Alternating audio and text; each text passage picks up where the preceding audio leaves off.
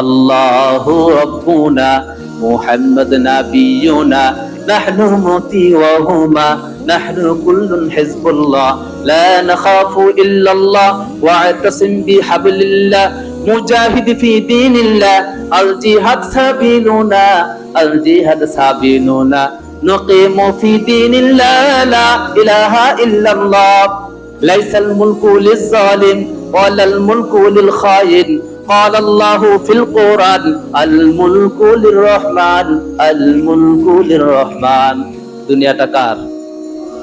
এই দুনিয়ার ভাড়াটিয়া।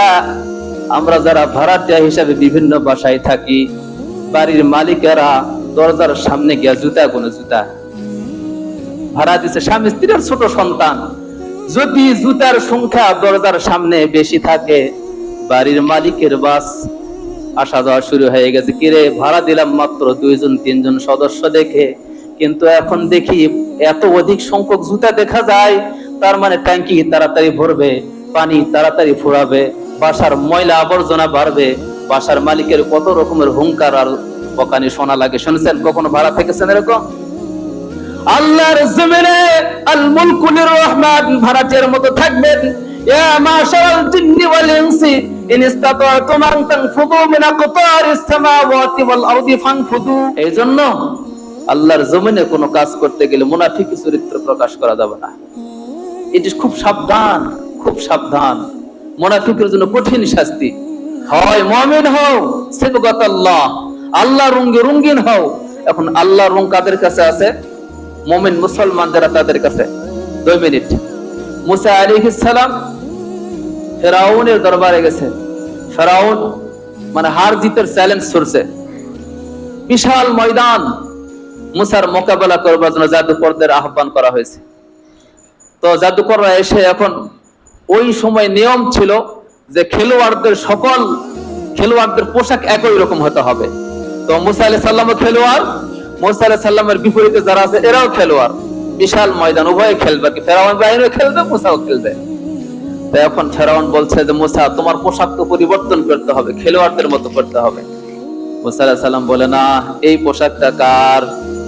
পাগড়ি কার? টুপিগুলো কার? ফেরাউন বলে, না না, এগুলো এই ময়দানে, খেলার ময়দানে এগুলো চলবে না, তোমাকে খেলোয়াড়দের মতো পোশাক পরতে হবে। বলে, না না, পারবো না, হয় খেললে খেলেন, না খেললে না খেলেন, তাও পারবো না।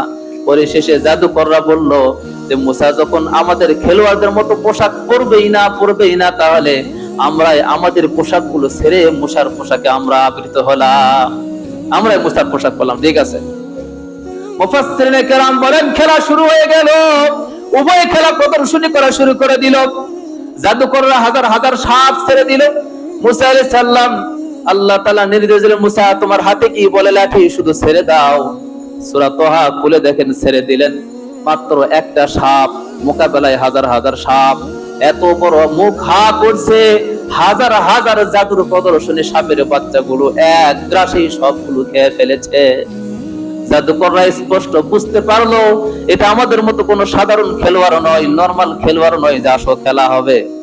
ডাক তো ফেরাউনও দিয়েছিল, কিন্তু হারছে না, জিতছে। সাবধান। কেন? লানা মাওলানা ওয়ালা মাওলাকুম, আমাদের রব আছেন কে?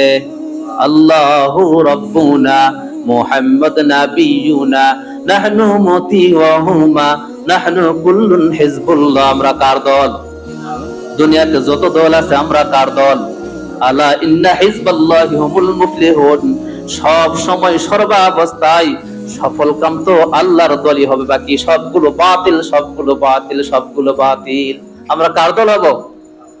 লা নাখাফু আওয়ামী লীগ ওয়ালা নাখাফু বিএনপি, লা নাখাফু আমেরিকা ওয়ালা নাখাফু ইন্ডিয়া, ইলাওয়াদ্দিন কসদুনা আল্লাহু রাব্বুনা মুহাম্মদ নাবিয়ুনা নাহনু মুতিওয়াহুমা নাহনু কুল্লুন হিজবুল্লাহ। আল্লাহু আকবার।